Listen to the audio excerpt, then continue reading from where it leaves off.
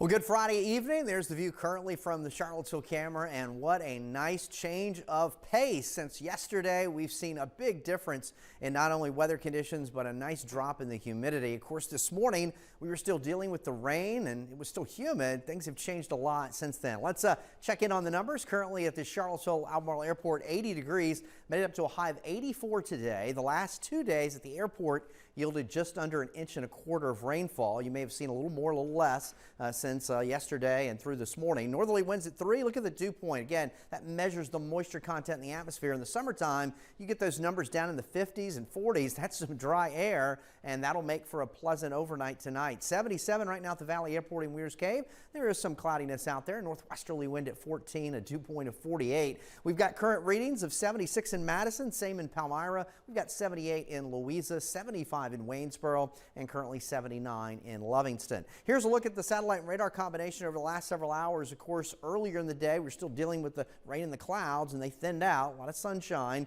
and then we bubbled up some afternoon cumulus clouds. There was a little shower that developed just south of Dillon. That's since pushed south through Farmville, and there's still some energy that's up across Pennsylvania that could still spawn a stray shower or two this weekend, but most of us looking dry. Things are quiet then locally on NBC29's Doppler radar network. Temperatures tonight comfortable. How about mid to upper 50s across the region? So maybe open those windows. A nice day tomorrow. Upper 70s, lower 80s. That's pretty nice here for early July, and the humidity down throughout the weekend, not only tomorrow, but also on Sunday. So again, temperatures tomorrow afternoon, upper 70s and lower 80s. And then as we move into Sunday, we're looking at numbers in the middle 80s with temperatures, again, a little bit at or just below average. Now for fireworks forecast time, this will be Sunday night, shortly after 9 o'clock or so. Various displays going on across the region. We're looking for temperatures in the mid to upper 70s with mostly clear skies. So it should be a nice night to watch the fireworks. So here's a bigger perspective of what's happening. The front that came through earlier in the day